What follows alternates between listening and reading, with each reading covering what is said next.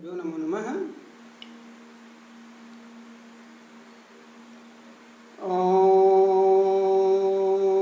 श्री परमात्मने नमः। मूकं करोति वाचालं पंगुं लंघयते गिरिं यत्कृपातमहं वन्दे परमानंद माधवम्। सर्वेभ्यो नमो नमः। संपूर्णानंद संस्कृत विश्वविद्यालय द्वारा अंतर्जाल माध्यमेन, आमुख माध्यमेन, फेसबुक माध्यमेन संचालिते शास्त्र प्रौढ़ी इति नामके कार्यक्रमे अस्मिन् भवतां सर्वेषां स्वागतम् अस्ति। पिछले पाठ में हम लोग निपात पर चर्चा कर रहे थे, जिसमें ये हुआ था कि निपात को मूलतः 3 भागों में विभाजित किया गया है, जिसमें पहला था उपमार्थक निपात और द्वितीय था कर्मोपसंग्रहार्थक निपात और तृतीय क्रम में पदपूर्णार्थक निपात। तो जिसमें हम लोग उपमार्थक निपात के 4 भेद 4 प्रकार वो देख लिए थे। आज हम लोग कर्मोपसंग्रहार्थक निपात पर चर्चा करेंगे और कर्मोपसंग्रहार्थक निपात में भी 12 निपात पर पूर्व में हम लोग चर्चा कर चुके हैं, जिसमें प्रथम निपात था च, द्वितीय आ, तृतीय वा, चतुर्थ अह, पंचम ह, षष्ठ उ, सप्तम ही, अष्ट किल, नवम मा, दशम खलु, एकादश सस्वत, द्वादश नूनम। नूनम पर हम लोग चर्चा कर रहे थे पिछले पाठ में। नूनम का 2 तरह से कार्य होता है, 2 जगह प्रयोग में आता है, 2 प्रकार से। एक संदेह के अर्थ में, संदेहार्थक, तो ये लोक में संदेह के अर्थ में आता है और वेद में दोनों अर्थों में, अर्थात संदेह के अर्थ में भी और पद पूर्ति के अर्थ में भी। मतलब लोक में, भाषा में यह केवल संदेह के अर्थ में आएगा और वेद में संदेह और पद पूर्ति दोनों के अर्थों में आता है। आज हम लोग इसी पर चर्चा करेंगे और आगे बढ़ेंगे अगले क्रम पर। तो हम लोग मूल ग्रंथ पर आते हैं।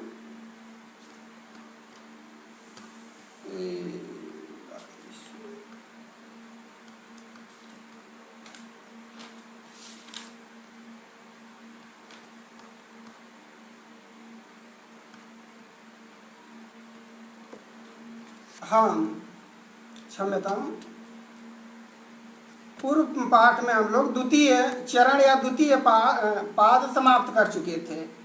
अब आज तृतीय पाद का प्रारंभ होता है, किंतु नूनम जो निपात है उसका आधा भाग द्वितीय चरण में था और आधा भाग तृतीय चरण में है।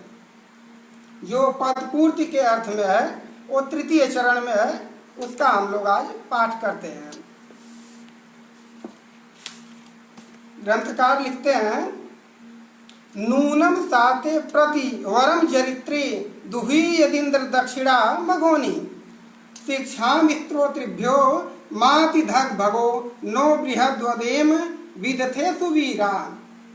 कहते हैं साते प्रति दुग्धाम वरम चरित्रे वरो वरयितव्यो भवति जरिता गरिता दक्षिणा मघोनी मघवती मघमिति धन नाम ध्येयम् महतेर दान कर्मणः दक्षिणा दक्षते समर्धयति कर्मणो वृद्धम समर्धयति इति अपि वा प्रदक्षिणा गमनात् दिशम अभिप्रेत्य दिग धस्त प्रकृति दक्षिणो हस्तो दक्षते रुत्साह दक्षते उत्साह कर्मणः दास तेरवा स्यात् दान कर्मणः हस्तो हन्ते प्रासुरहनने देहि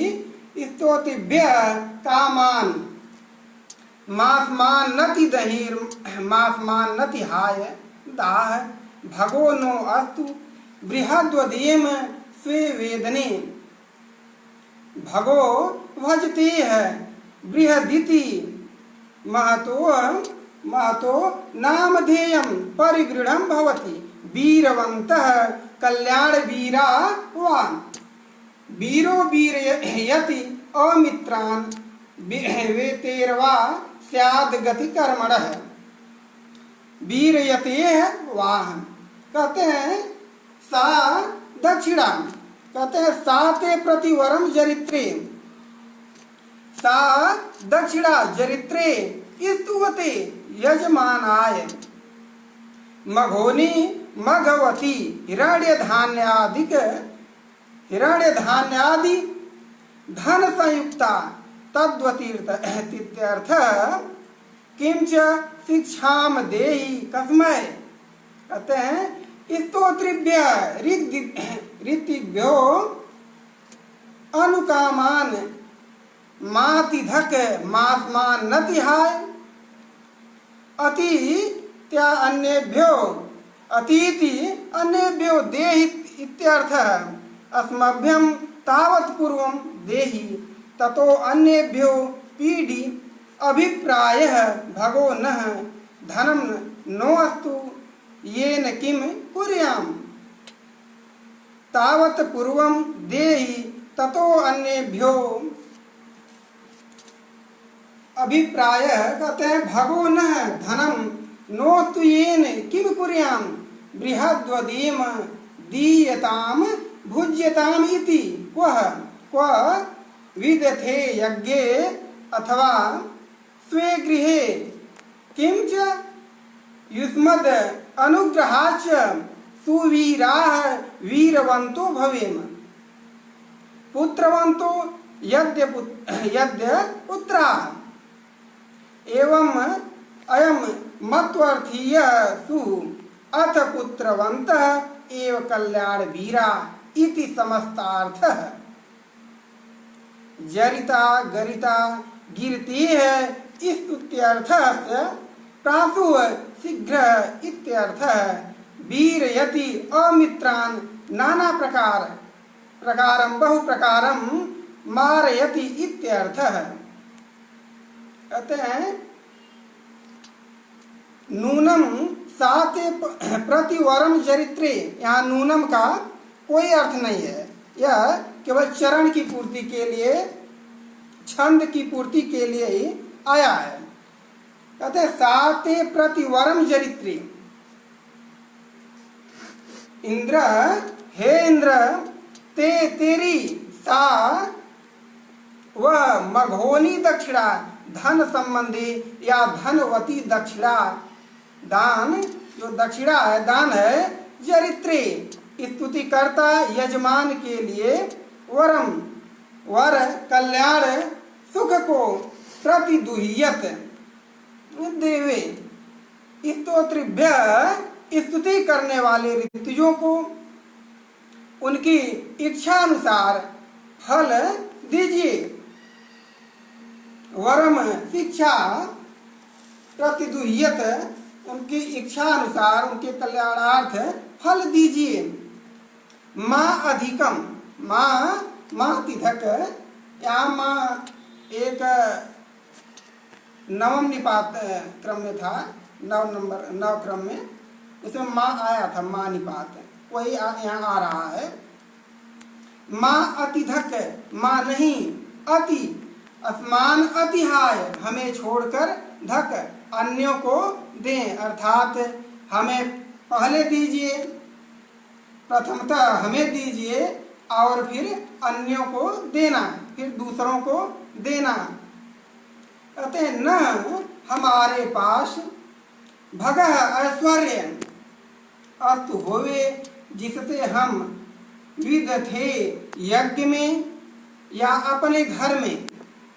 यज्ञ स्थान पर या यज्ञ में अथवा अपने घर में, बृहद वदेम दीयताम भुज्यतामिति ऊर्जितम वदेम, दो और भोग करो, दो दान करो और भोग करो, ऐसा जोर जोर से आवाज, जोर जोर से शोर करें।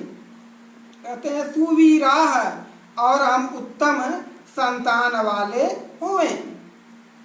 यहाँ प्रतिदुह्यत का अर्थ प्रतिदुग्धाम, दुहे या देवे अर्थ में है, देने के अर्थ में। वर वरयितव्यो भवति, वर का अर्थ यहाँ वरयितव्य स्वीकारने के अर्थ में है, स्वीकार करने योग्य। अभिलषणीय यानी सुख। जरिता गरिता, जरिता का अर्थ यहाँ स्तुति करता या स्तोता से है। मघोनी मघवती, धन वाली। मघम इति धन नाम, मघ यह धन का वाचक है। दान कर्मण महते है, दानार्थक महि से बनता है। दान कर्मण महते या दान कर्मण दानार्थक महि से बना है। दक्षिणा, दक्षिणा शब्द समर्धयति कर्मण समृद्धि के अर्थ में यहाँ आया है। ते दक्षते है, दक्षते दक्ष धातु से बना है, क्योंकि वह दक्षिणा या दान करने के अर्थ में आया है। वृद्धम विगतः रिद्धि, जिसकी रिद्धि समृद्धि, जिसकी समृद्धि बीत चुकी है या जो निर्धन है, ऐसे निर्धन को समर्धयति समृद्ध कर देता है। अपिवा अथवा दक्षिणा, दक्षिणा शब्द की यहाँ एक दूसरी व्युत्पत्ति बताते हैं दक्षिणा शब्द की। कहते हैं प्रदक्षिणागमनात्, प्रदक्षिणा करने से विषम अभिप्रेत्य दक्षिण दिशा का अभिप्राय लेकर दक्षिणा कहा जाता है। यहाँ तात्पर्य यह है कि यज्ञ के अनंतर जब दक्षिणा दी जाती है तब यह नियम है कि यज्ञ वेदी, यज्ञ जो वेदी है की प्रदक्षिणा करके दक्षिण की ओर बैठाकर, यज्ञ वेदी के दक्षिण की ओर बैठाकर याज्ञिक को, यजमान जो यजमान है यज्ञ करवा रहा है, वह दक्षिणा देता है। बस इसी दक्षिण दिशा को लेकर दक्षिणा नाम पड़ा है। ये दिक हस्त प्रकृति ही, और दक्षिण दिशा का नाम दक्षिणा दिक जो पड़ा है उसका कारण ये दक्षिण हाथ है, या ये दाहिना हाथ है। चूंकि दाहिने हाथ से ही दक्षिणा दी जाती है इसलिए इसका नाम दक्षिणा पड़ा। सूर्याभिमुख, सूर्य भगवान सूर्य की तरफ मुख करके खड़े होकर दक्षिण की ओर दाहिना हाथ होता है। हम यदि पूर्व दिशा में भगवान सूर्य की दिशा में यदि रहें तो दक्षिण की ओर ये दाहिना हाथ रहता है। अतः उस दाहिने हाथ के उस ओर होने से, इस दाहिने हाथ के इस ओर होने से दिशा का नाम उसी के नाम से दक्षिण बोला जाने लगा। इस हाथ के नाम से दाहिना हाथ है या दक्षिण दिशा का ये हाथ है, इसी के नाम से धीरे धीरे दक्षिण बोला जाने लगा या दिशा का नाम पड़ा। आगे कहते हैं दक्षिण हस्त दक्षती है, उत्साह कर्मण है। और हाथ का जो दक्षिण नाम हुआ है, अब उसका कारण बताते हैं। कहते हैं उत्साहार्थक, उत्साह के अर्थ में दक्ष धातु से बना है या बनता है, क्योंकि दान दाहिने हाथ से ही दिया जाता है। दान या कोई अन्य कार्य भी जब हम लोग शुभ कार्य करते हैं तो दाहिने हाथ से ही करते हैं, अतः उसे यहाँ दाहिने हाथ से दिया जाने का भी एक कारण है। आगे हस्त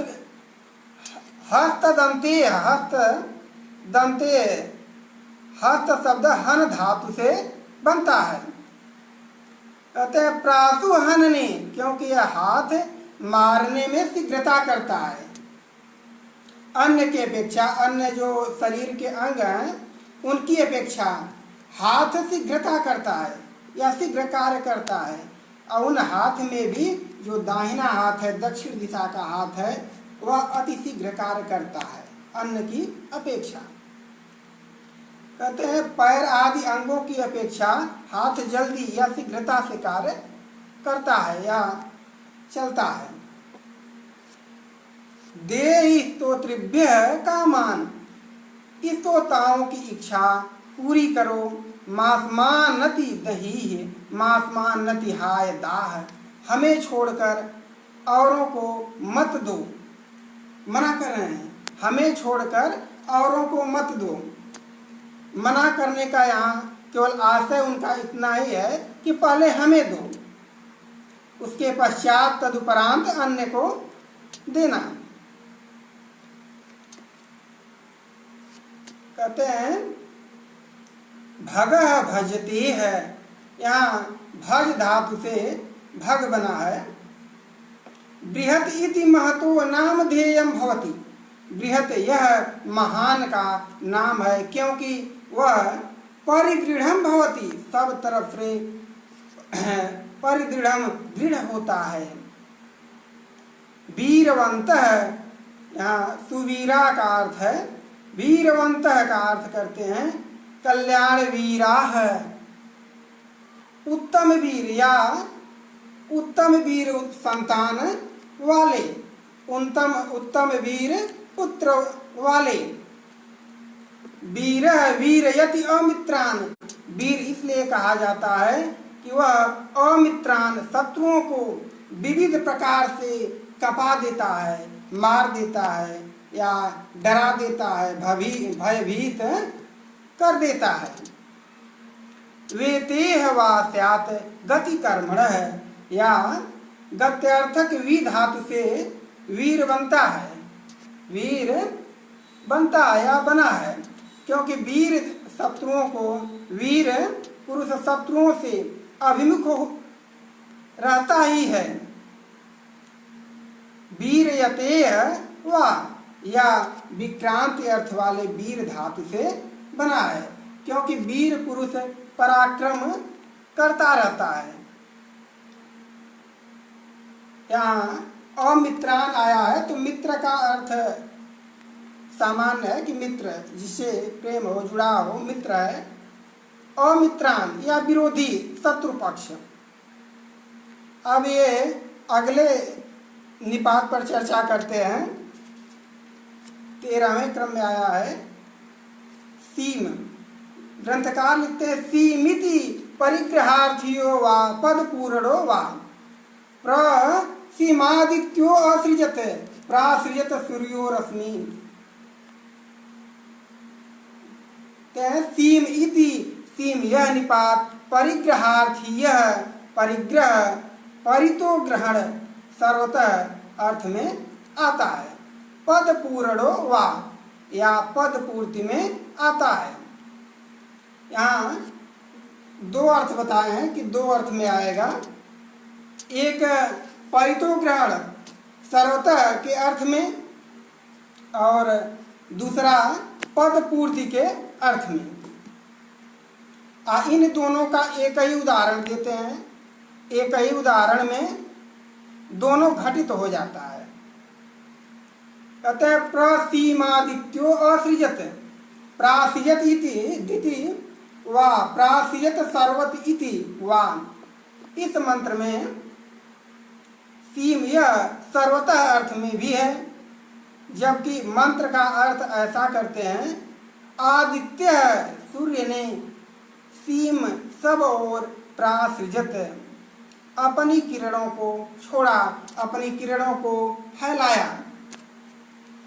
प्रसीमादित्यो असृजत, इसमें प्रसीम तो प्र को अलग कर देते हैं, सीम तो म में अकार बच जाता है, तो आदित्यो और असृजत, तो यहाँ प्रसीम आदित्यो असृजत कहते हैं कि आदित्य है, सूर्य ने, सीम का यहाँ अर्थ है सब ओर से, सभी तरफ से, प्रासृजत अपनी किरणों को छोड़ा, सभी ओर सभी तरफ, सूर्य अपनी किरणों को सभी तरफ छोड़ा।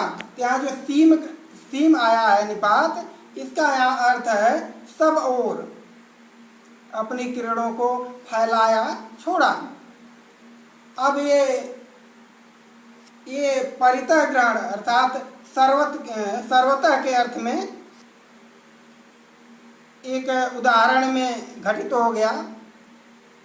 अब पद पूर्ति के अर्थ में देखते हैं।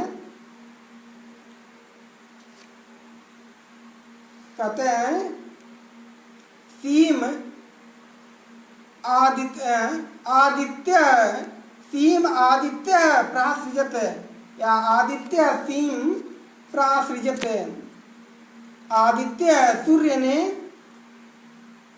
सीम का यहाँ कोई अर्थ नहीं है, निरर्थक है, प्रासृजत अपनी किरणों को छोड़ा। जैसे हम लोग ये भी कह सकते हैं कि सूर्य ने, आदित्य ने अपनी किरणों को सभी ओर छोड़ा, अथवा सूर्य अपनी किरणों को छोड़ा। तो जो यहाँ सीम का प्रयोग हुआ है, यहाँ पर कोई अर्थ नहीं है, सूर्य ने अपनी किरणों को छोड़ा।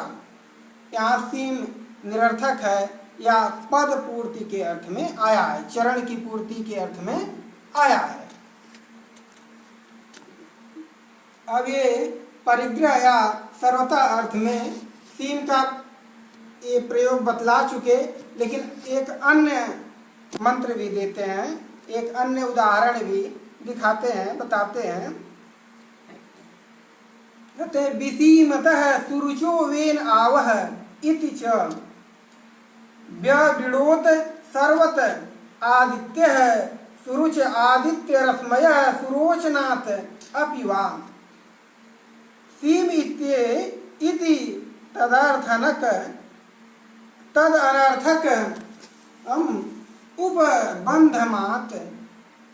कहते हैं पंचमी कर्माणम सीम्नः सीमतः सीमातो मर्यादातः, सीमा मर्यादा विसीव्यति देशा विति। विसीमतः सुरुचो वेन आव इति च इदम द्वितीयम उदाहरणम। वि आवह व्यवृणोति विपरीतान करोत अकरोत सुरुचः प्रशस्त रोचनान रश्मीन सीमतः सर्वतः विसीव्यति देशा विति विगत संबंधौ देशौ करोति इति। कहते हैं ब्रह्म जज्ञानम प्रथमं पुरस्तात् विमी विसीमतः सुरुचो वेन आवह। प्रथमम पहले, पुरस्ताद प्राची दिशा में, जज्ञानम यजमानम उदय हुए, जज्ञानम जायमानम उदय हुए ब्रह्म आदित्याख्य ब्रह्म ने सीमतः सब और सुरुचः अपनी रश्मियों को, किरणों को विस्राव व्यवृणोत फैला दिया। वेनः सह उस मेधावी ने, इत्यादि उत्तरार्ध में लगा है। इस मंत्र में सीम में अतः यह निरर्थक अनुबंध लगाकर सीमतः करके सर्वतः अर्थ लिया गया है। जैसे सुरुच प्रशस्त रोचनान रश्मीन सीमतः, सीम में अकार और तः, अतः सीम अतः सर्वतः। अतः या अतः जो आ रहा है यह निरर्थक अनुबंध लगाकर सीमतः करके सर्वतः अर्थ लिया गया है। सुरुच आदि कहते हैं, सुरुच आदित्य रश्मय है, सुरुच सूर्य किरणों को कहते हैं, इसको उसके रश्मियों को कहते हैं। सुरोचनात् चमकने के कारण, रुच दीप्तो, यहाँ चमकने के कारण रुच दीप्तो से बना है। सीम इति एतत्, सीमतः, सीमतः में सीम और यह अनर्थकम उपबंधम, निरर्थक अनुबंध, पंचमी कर्माणम, पंचम्यंत अर्थ में आददीत ले जाना चाहिए।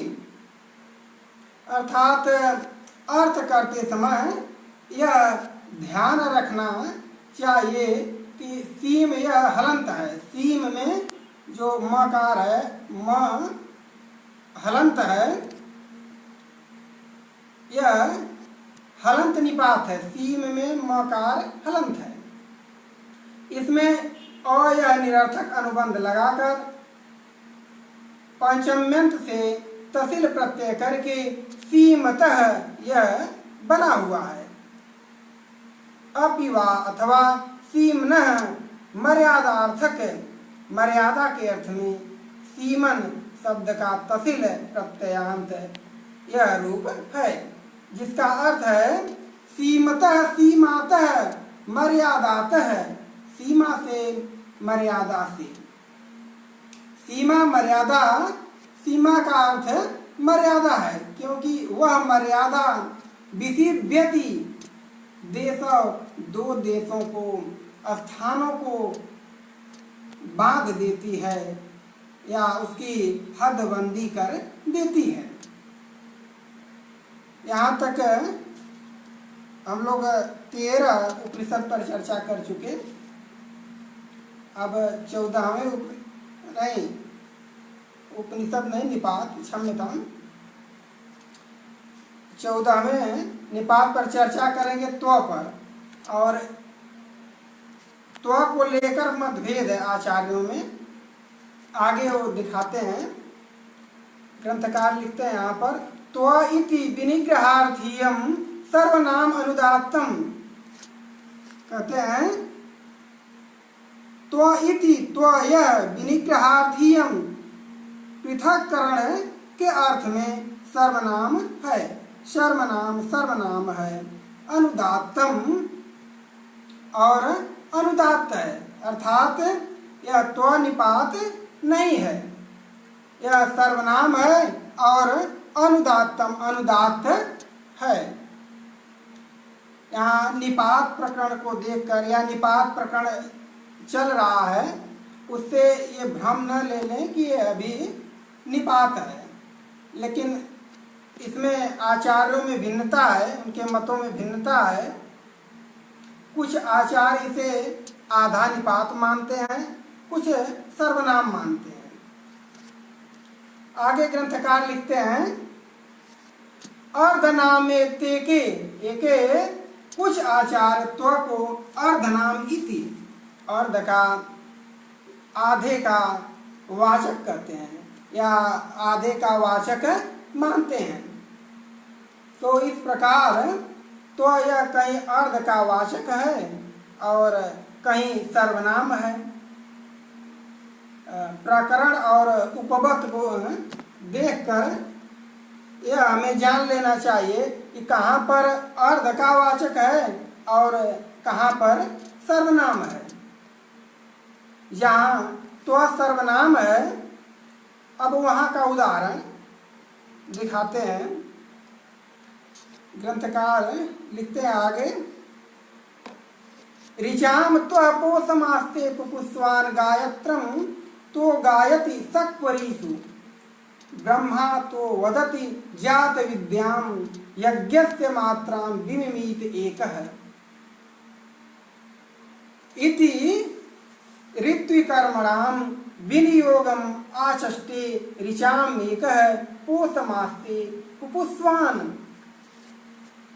होतर्गर्चने गायत्रम् एको गायति सक्वरीषु उद्गाता गायत्रं गायतेः स्तुतिकर्मणः सक्वर्यः ऋचः शक्नोतेः तद यद आभिर्वृत्तम् असकद हन्तुं तत् सक्वरीणां सक्वरित्वम् इति विज्ञायते ब्रह्मैको जाते जाते विद्यां वदति ब्रह्मा सर्वविद्यः सर्वं वेदितुमर्हति ब्रह्मा परिदृढं दृढः श्रुततो ब्रह्म परिदृढं सर्वतः यज्ञ विमिमीत एको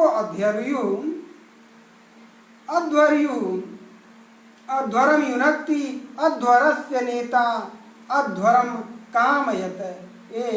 कामयते इति वा अपि वाधीयाने यूरूपबन्ध अध्वर इति यज्ञनां ध्वरति हिंसा कर्म तत्प्रतिषेधः। अतः ऋत्विकर्मणां विनियोगमाचष्टे ऋचाम त्वः पोषम इति त्वः एक इत्यर्थः ऋचाम पोषम पुष्टिम पुपुस्वान् ऋचो कहते हैं यहाँ पर इस ऋचा में ऋत्विजों का कार्य विभाजन दिखलाते हैं कि जो 4 वेद हैं उनके 4 ऋत्विज हैं तो ऋत्विजों का क्या क्या कार्य है। ऋग्वेद के ऋत्विज का क्या कार्य है, यजुर्वेद के ऋत्विज का क्या कार्य है, सामवेद के ऋत्विज का क्या कार्य है और अथर्ववेद के ऋत्विज का क्या कार्य है। कहते हैं तो उन ऋत्विजों में से एक होता नामक ऋत्विज ऋचाम पोषम पुपुस्वान आस्ते ऋचाओं की पुष्टि करता हुआ बैठता है, अर्थात यज्ञ में होता नामक ऋत्विक का कार्य मंत्रों का ठीक ठीक अध्ययन करना है, उच्चारण करना है। तो अन्य एक उद्गाता नामक ऋत्विक सक्वरीषु ऋचाओं में गायत्रम गायति गायत्री छंद वाले साम मंत्रों को गाता है, अर्थात उद्गाता का कार्य सामगान करना है। तो एक ब्रह्मा नामक ऋत्विक जात विद्याम यज्ञ की त्रुटि को वदति बतलाता है, अर्थात ब्रह्मा नामक तीसरा ऋत्विक यज्ञ में होने वाली त्रुटियों को बतलाता है, अर्थात इस त्रुटि का इस प्रकार प्रायश्चित का विधान है। कहते हैं तो एक अर्थात जो चौथा अध्वर्यु नामक जो यजुर्वेद का ऋत्विक है वह यज्ञस्य मात्राम यज्ञ की बची हुई इति कर्तव्यता को विमिमीते नाना प्रकार से संपादन करता है, अर्थात अध्वर्यु नामक चौथे ऋत्विक का कार्य यज्ञ के अन्य शेष कार्यों का ठीक ठीक करना, यज्ञ में आहुति डालना, समिधा जो लकड़ी समिधा ईंधन सामग्री आदि को जुटाना एकत्रित करना या और जो कुछ कार्य पड़ जा यज्ञ के समय वह सब कार्य अध्वर्यु ही करता है। इति ऋत्विक कर्मणां विनियोगम आचष्टे वह यह ऋचा यज्ञ में बैठे हुए वेदज्ञ ऋत्विजों के कार्य का विभाग बतलाती है। यज्ञ में 4 ऋत्विक बैठते हैं, उनमें किसका क्या कार्य है, किसका क्या कर्तव्य है, यह निर्देश यह ऋचा कर रही है। ऋचा मेक पोषमास्ते पुष्पान होता ते होता एक होता ऋचाम पोषम पुष्पान आस्ते। यज्ञ में एक होता नामक ऋत्विक ऋचाओं के पोषक ठीक ठीक उच्चारण आदि को करता हुआ बैठता है। ऋक का अर्थ है अर्चनी। ऋच्यते अनया सा अर्चनी, स्तुति का साधन, स्तुति जो करने का ये साधन।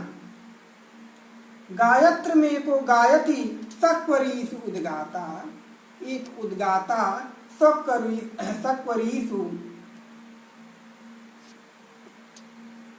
गायत्रम गायति, एक उद्गाता नामक ऋत्विक ऋचाओं में गायत्री छंद वाले साम मंत्रों का, जो साम वेद में मंत्र हैं उनका गान करता है, अर्थात साम गान करता है। गायत्रम गायती है स्तुति कर्मण है, स्तुत्यर्थक गह धातु से गायत्र बना है या बनता है। सक्वर्य ऋचा सक्नोति है, सक्वरी ऋचा को कहते हैं, सक धातु से बनता है। तद यद आभिवृत्तम असकद हंतुम, जो यह इंद्र इन ऋचाओं से वृत्त को मार सका था या मारा था। तत् सक्वरीणाम सक्वरित्वम इति, वही इन सक्वरियों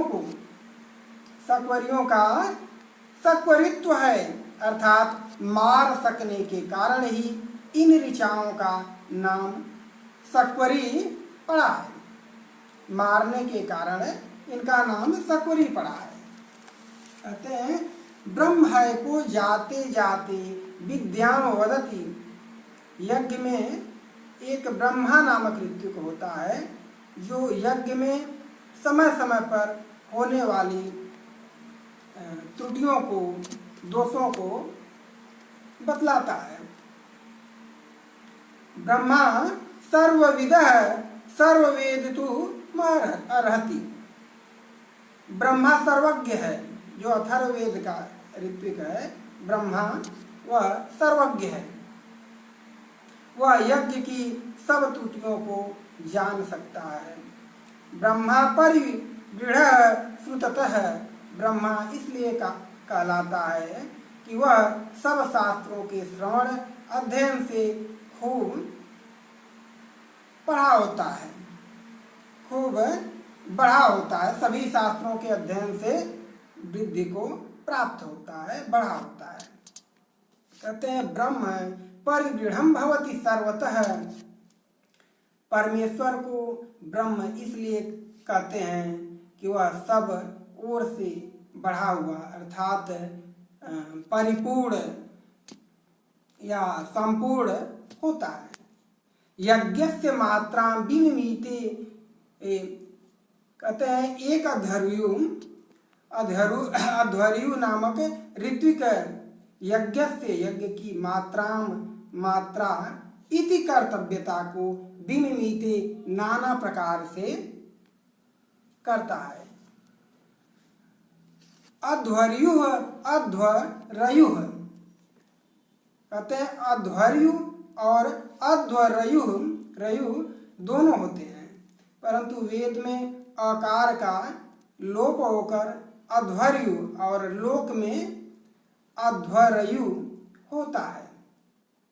उनकी व्युत्पत्ति है अध्वरम युनक्ति, जो यज्ञ को जोड़ता है या सब सामान बटोर कर या एकत्रित कर उपस्थित करके यज्ञ को तैयार करता है। अध्वरस्य नेता, या क्योंकि वह अध्वर्यु यज्ञ का नायक है, इसलिए उसे अध्वर्यु कहते हैं। अध्वरम कामयते इति वा, या वह अध्वर्यु यज्ञ की कामना करता है, यज्ञ की इच्छा करता है, कामना करता है। अपि वा, या अधियाने यूरूपबंध, अधियान अर्थ में कहते हैं जो यज्ञ को पढ़ाता है वह अध्वर्यु कहलाता है। इस व्युत्पत्ति शब्द से यू का उपबंध प्रत्यय हो गया है और अध्वर इति यज्ञ नाम, अध्वर यह यज्ञ का नाम है। ध्वरति हिंसा कर्म, ध्वर धातु हिंसार्थक है।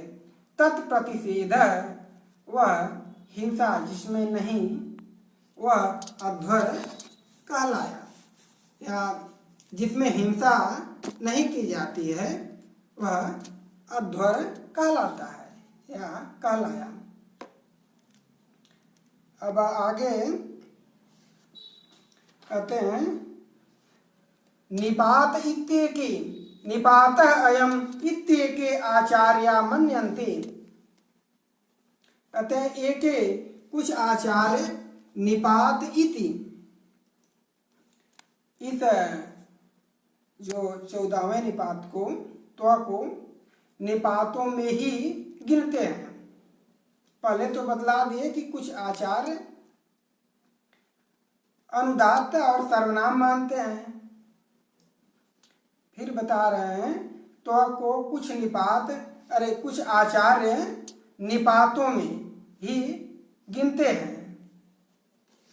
कहते हैं तत्कथनम अनुदात्त प्रकृति नाम स्यात् द्रष्टव्ययम तु भवति उतत्वम सख्ये स्थिर पीत माहु इति द्वितीयाम उतो तस्मै तन्वम विसस्रे इति चतुर्थ्याम। कहते हैं तत्कथम तो कैसे अनुदात्त प्रकृति, अनुदात्त स्वभाव वाला होता हुआ नाम स्यात्, नाम स्यात् तो यह नाम यानी प्रातिपदिक हो सकता है, अर्थात त्व को तुम सर्वनाम कैसे मानते हो। सर्वनाम तो प्रातिपदिक होते हैं और जितने भी प्रातिपदिक हैं वे फिसोन्तः उदात्त, इस सूत्र से, इस नियम से अंतोदात्त होते हुए, अंत उदात्त होते हुए और होते हैं और यह अनुदात्त है। अतः यह त्वनिपात ही है, सर्वनाम नहीं है। इस पर नामवादी फिर उत्तर देते हैं कि यह बात ठीक है कि प्रातिपदिक अंतोदात्त होते हैं, पर कुछ अपवाद भी होता है। उन अपवादों में एक यह त्व भी है। हम इसको प्रातिपदिक इसलिए भी मानते हैं कि निपात तो अव्यय होता है और यह त्व तो दृष्ट अव्यय है, दृष्ट व्यय है, अव्यय नहीं है। अतः इसका निपातत्व तुम कैसे सिद्ध करते हो। कहते हैं इसका निपातत्व तुम कैसे सिद्ध करोगे या कैसे सिद्ध करेंगे। और एक बात कहते हैं कि हम एक बात तुम्ही से पूछते हैं कि निपात भी तो निपाता कहते हैं यह नियम से आदि उदात्त होते हैं, आदि उदात्त होते हैं, यह तो अनुदात्त है, इसलिए यह नाम ही है। कहते हैं उतत्वम संख्ये में द्वितीया में त्वम आया है और उतो त्वस्मय में त्वस्मय, यह चतुर्थी एक वचनांत है। आगे कहते हैं